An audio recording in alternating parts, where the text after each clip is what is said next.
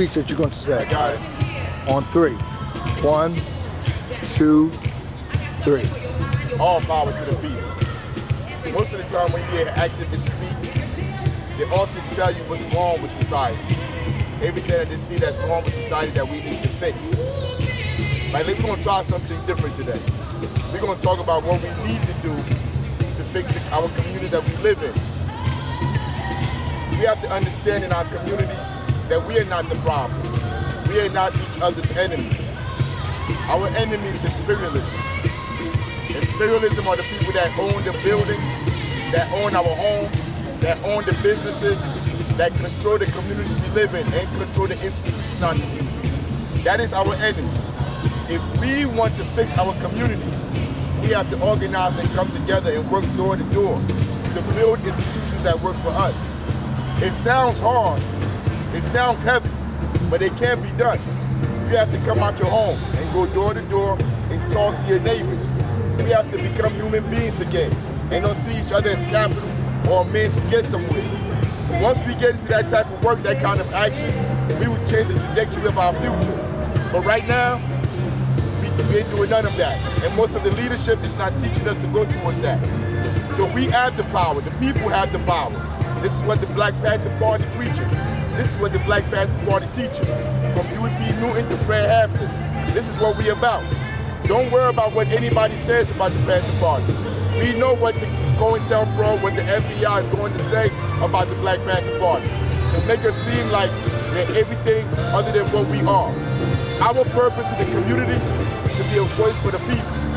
We work in the community with the people. We believe in creating, what do we call them? Survival programs. Survival programs in the community are to aid the people, to help the people make it day to day while we organize them towards liberation. So we focus most of our energies in the survival program. Like what? Feeding the people. You can't save the people in the community if they're not eating. You can't save the people in the community if they have nowhere to stay. These are the issues that are real prominent in our communities. Where to stay and how to eat at night. The next one is education. All of this comes through organizing the community to do it for themselves. Without us, all the institutions of imperialism will wither and die. We don't need to carry weapons. We don't need to throw a stone. We don't need to do nothing. All we need to do is organize in our community, talk to each other, and work on strategies to liberate ourselves. All power to the people. Power. Mr. Africa. All power. You talk about the Black Panthers, a group that started in the 1960s. Are you living in the past, at the same time trying to help the future?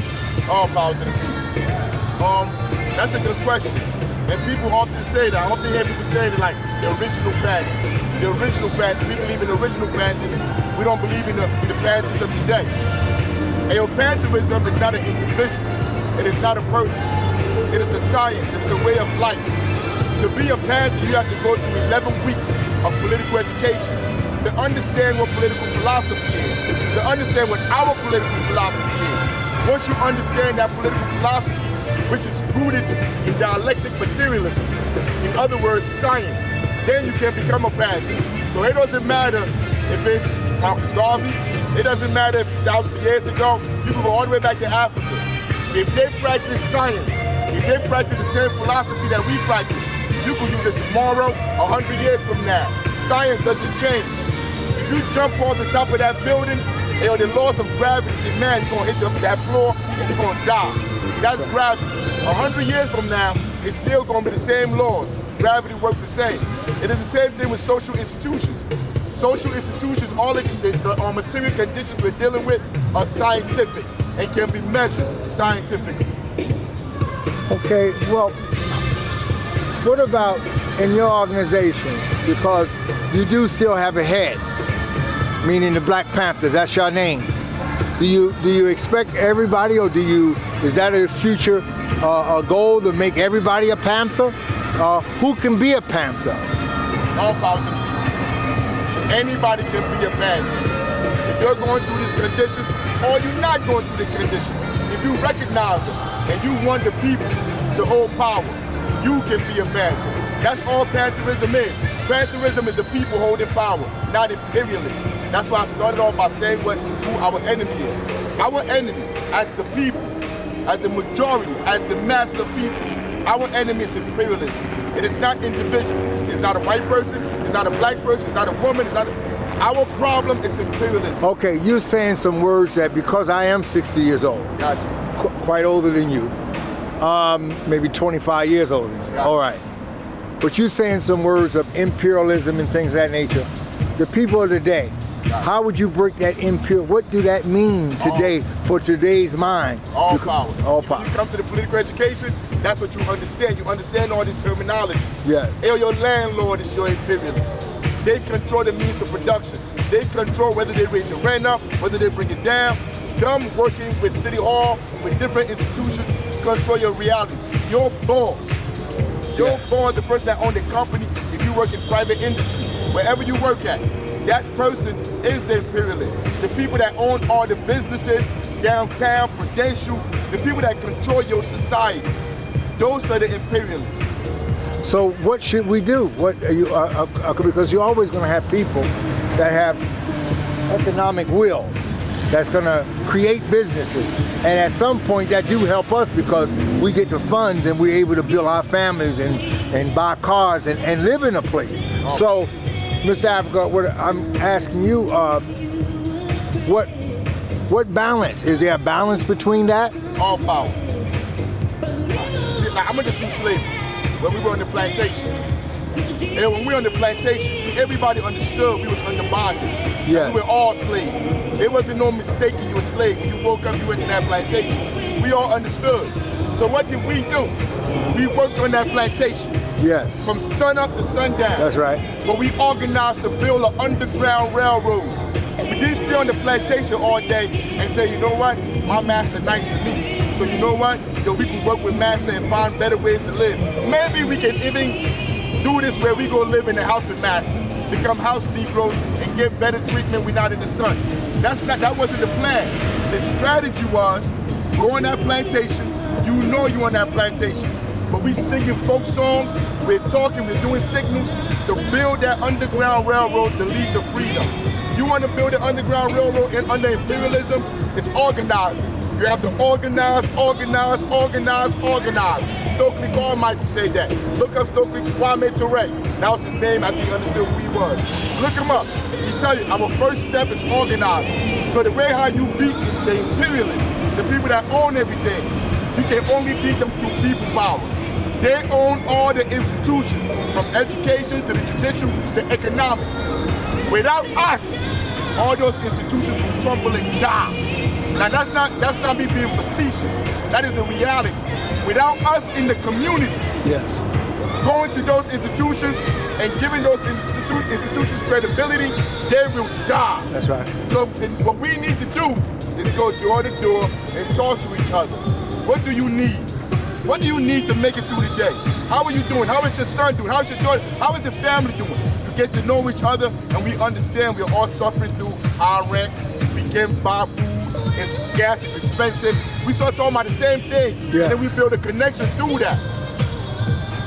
Mr. Africa, I chose this location in front of Harriet Tubman. Oh, power. Because she was one that led many of us to freedom. Yes. Those that tagged along, that decided that maybe they were tired and that they would go back. She said with few words, if you turn back, I will kill you because you're going to jeopardize the freedom of all of us. I chose this statue for a particular reason also. Harriet Tubman is a sign of freedom. A few weeks ago, you and the mayor of Newark, Mayor Ras Baraka, had a problem. Do you think that y'all can work it out? Because it was very ugly. But do you think that y'all can heal from that and work together and build a better Newark? Because that's our goal. Ras Baraka, let me just say a few words about him. He come from a family, you know, his father, his mother, that really fought for our freedom.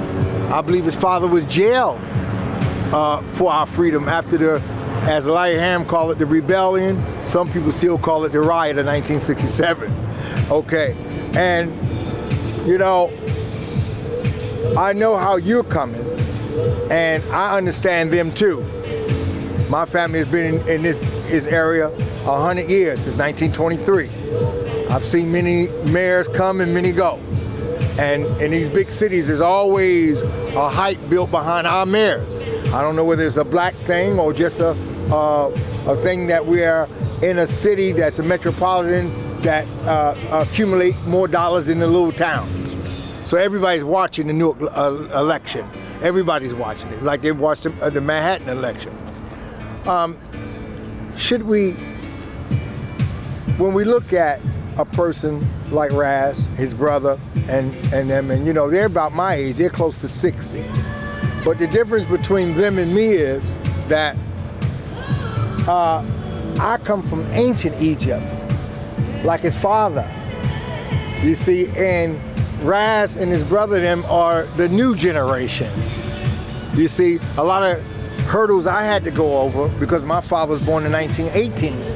So December of this year, he would be 105 years old. So I could hang out with them, right? But they come from modern day Israel. You understand me? I come from ancient Egypt. You see, even though we're so close in age, you know what I mean? Because of the work that their father did and the mother did and stuff of that nature to lift us up. Shouldn't at some point we look back, I think in the Muslim Quran, it says that your kids will live off the aims of what you do, your good.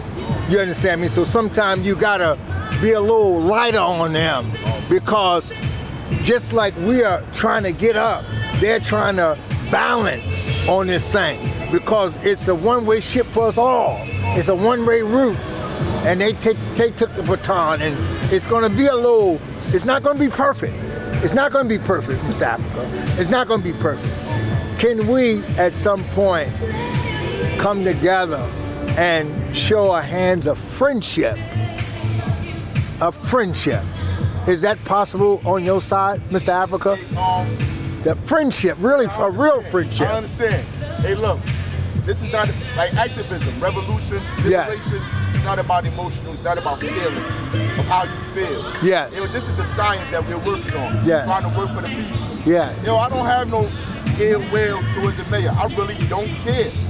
My purpose until the day that I die is to fight for the people. Yeah. So the mayor, like I said, we're on the plantation. Yeah. The mayor works on the plantation. Yeah. So whatever job you think the mayor would have on the plantation, that's the job he has.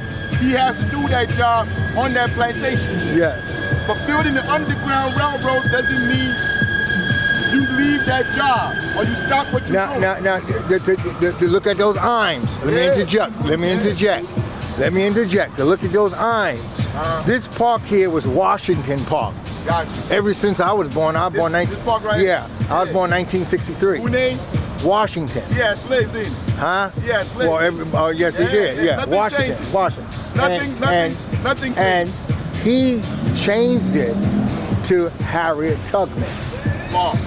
He changed it to Harriet Tubman. Yes. You know, Gotcha. now, listen, because I've been in my family, been in Newark so long, I would have taken half Harriet and half Washington. Because when I used to come down here, everything was Washington, you know, the big statues of this, that, and other. But I was never misconstrued of who I was. But I would have said, well, you know, we got to give a little bit to them, and we got to have a little bit, you know. So as I drove by and I seen they named the park Harriet, I said, well, you know, they could have did half Harriet and half Washington. But they did all Harriet. All Harriet. Maybe that's what it needed at that time. All Harriet, like at one time it needed to be all Washington. Okay, but that was a mayor administration. I gotta be real with you. Yes. Because look, people are watching this. There are other Panthers watching this. And like I said, everything we do is scientific. We have political education classes. What we will call that is neo-colonialism. Hey, everything, the institutions are still up all around us. The people are still being made homeless. There's not enough jobs. People are starving out here on the streets. But we bring in Harriet Tubman and we remove George Washington. We put a black face in the space where a white face used to be. That's neo-colonialism. It didn't change. Colonialism didn't change. Our issues didn't change. But we now have black cultural nationalism. Because we have a black face here. This is black culture. Yeah. This right here is like the root of black culture in America. So now you have this representing or taking over for George Washington. But the conditions around here are still the same. So like I said, the mayor can do things like this, which doesn't change the material condition of the people. And we understand, it's okay, it's good, we can see it. But if you want to change the lives of the people, we have to build and erect institutions that will cater to the people. Mr. Africa, All power. we're in 2023. Yes. If it was 1973, I would say that we're about poor people. That we're poor. That we are poor people. We're poor people. In 1973. Gotcha. We were picking ourselves up from 1963. Gotcha. You know, trying to figure out how to do it. Yeah. But today, black Americans have a lot of money. Gotcha. You understand? I got you. At one time, you could count maybe one, you say, that's Bill Cosby's son, or that's Bill Cosby's daughter. So you figure Bill had money, they had money. But today, right, with the influx of hip hop, with the influx of the football, the basketball, all the entertainment and this, that, and other, there's a lot of black people, entertainers, singers and stuff, that got a lot of money. I mean a lot of money. A lot of money. They buy cars that maybe they may only drive it 3,000 miles because their schedule's so busy. You know, time they get ready to really drive the car's 20 years old. Don't even drive it no more. Don't even really drive it no more. It's just sitting in their garage. The black Americans today have a lot of money, Gotcha. but we all act like we don't. Now, I don't have no money. Yeah. You don't have no money. Yeah. But we have a whole lot of, a good many of them that have a lot of money that if we can't count them on our fingers and our toes together. Oh, you right. Because there's a good many of them. Okay. All right. So now, where's their help? We need their help. Because we lean on the politicians. We lean on the reverends. We lean on the imams. We lean on all the people that's struggling.